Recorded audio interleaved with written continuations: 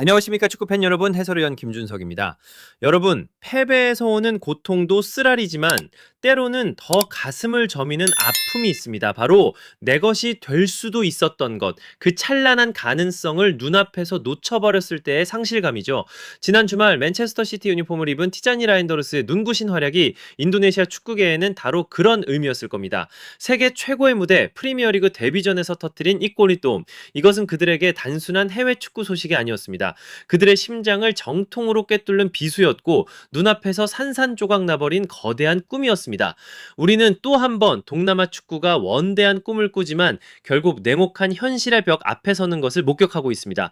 과연 이것이 그저 한 번의 안타까운 해프닝일까요? 아니면 정상급 재능을 알아보는 눈은 가졌지만 끝내 그 재능을 품을 그릇인 되지 못하는 이 지역 축구의 만성적인 고질병이 또다시 드러난 것일까요?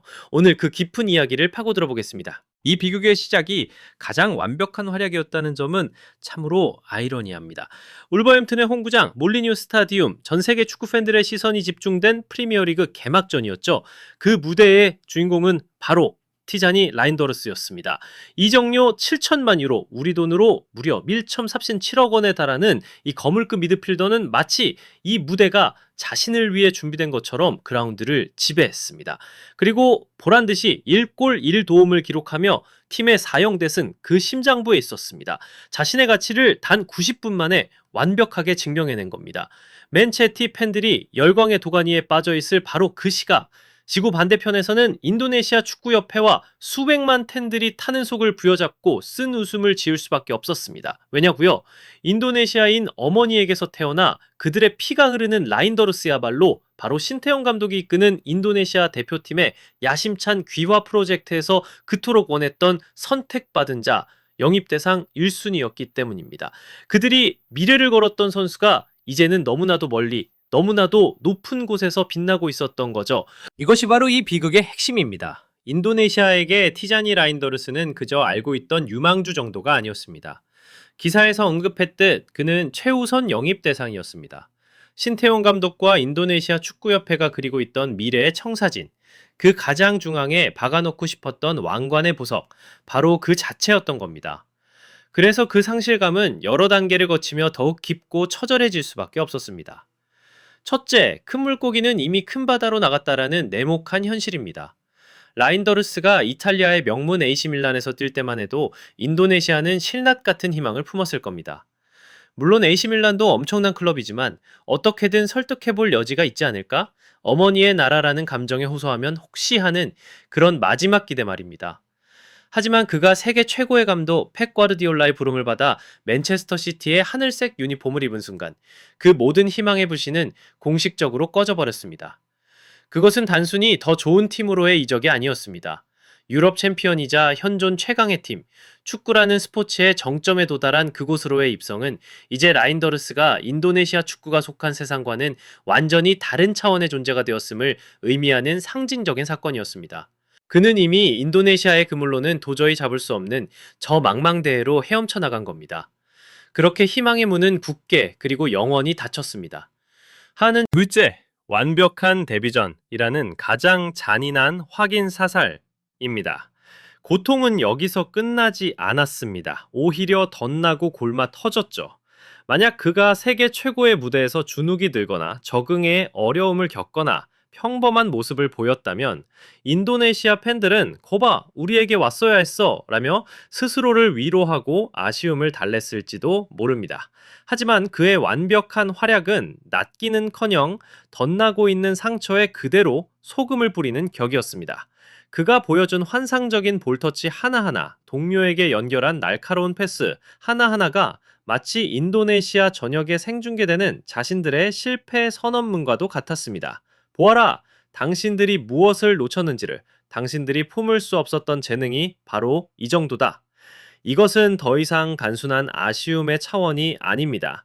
자신들의 선택을 거절한 선수가 보란듯이 최고의 무대에서 성공하는 모습을 실시간으로 지켜봐야 하는 것. 이것은 인도네시아 축구 관계자들에게는 일종의 정신적인 고문과도 같았을 겁니다. 그리고 마지막으로 이 모든 비극의 대미를 장식한 것은 바로 라인더르스 자신의 선택이었습니다.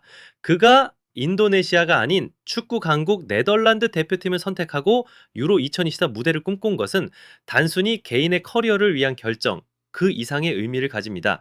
인도네시아의 눈에는 이것이 바로 냉혹한 거절의 통보였습니다. 그들의 간절한 손길을 뿌리친 명백한 행동이었죠. 이것은 당신들의 축구 수준, 당신들이 제시하는 비전과 야망이 나의 클래스를 담기에는 부족하다는 그 어떤 말보다도 강력하고 아픈 무언의 판결이었던 셈입니다. 그의 선택은 인도네시아 축구가 아직 넘어야 할 현실의 벽이 얼마나 높은지를 가장 적나라하게 보여주는 뼈아픈 바로미터가 되어버렸습니다. 나인더르스. 자, 그리고 바로 이 지점에서 이야기는 가슴 아픈 감성의 영역을 넘어 냉정한 전략 분석의 장으로 넘어갑니다. 라인더르스 사태는 인도네시아 축구가 야심차게 추진해온 귀화 정책의 명백한 한계, 그들이 애써 외면하고 싶었을지도 모를 차가운 현실을 수면 위로 아주 선명하게 끌어올렸습니다. 분명히 짚고 넘어가죠. 인도네시아의 귀화 정책은 지금까지 분명 대성공이었습니다. 유럽 무대 경험은 있지만 네덜란드나 스페인 같은 최상위 대표팀의 높은 문턱을 넘기에는 살짝 아쉬웠던 선수들, 그들에게 인도네시아 대표팀이라는 기회는 대단히 매력적인 카드였습니다. 대표팀의 주축으로 활약하며 월드컵 예선이라는 큰 무대를 누빌 수 있다는 것은 선수로서 거부하기 힘든 명분과 기회를 제공했죠. 실제로 신태용 감독은 이 선수들을 중심으로 팀의 전력을 단기간에 비약적으로 끌어올리는 데 성공했습니다. 하지만 문제는 바로 그 다음 단계였습니다. 라인더르스와 같은 최상위 클래스, 즉 월드 클래스 재능 앞에서는 이 성공 공식이 저여통하지 않았다는 겁니다. 어머니의 나라라는 혈통 카드만으로는 그들을 유혹하기에 역부족이었습니다. 생각해 보십시오. 한 선수가 네덜란드 대표팀의 주전 자리를 놓고 세계적인 선수들과 경쟁할 실력을 갖췄다고 말입니다. 그런 선수에게 인도네시아 대표팀의 유니폼이 과연 얼마나 매력적으로 느껴졌을까요? 물론 진심으로 설득하고 간절히 원했겠죠. 하지만 선수의 야망이라는 현실의 벽은 너무나도 높았습니다. 인도네시아가 제공할 수 있는 확실한 주전 자리와 네덜란드가 제공할 수 있는 유로와 월드컵 우승 도전이라는 꿈의 무게는 애초에 비교의 대상이 될 수 없었던 겁니다. 라인더르스 사태는 인도네시아 축구에 뼈아픈 교훈을 남겼습니다. 귀화 정책은 팀의 하한선을 끌어올리는 데는 효과적일지 몰라도 팀의 상한선을 월드 클래스 수준으로 만드는 해결책이 될 수는 없다는 것을 말입니다. 쉽게 말씀드리면 이것은 인도네시아가 애초에 이길 수 없는 싸움이었습니다. 어쩌면 계란으로 바위치기에 가까웠을지도 모릅니다. 인도네시아는 라인더르스에게 국가대표팀 유니폼을, 그리고 팀의 에이스라는 확실한 자리를 약속할 수 있었습니다. 어쩌면 막대한 금전적인 보상까지도 제시했을 수 있죠.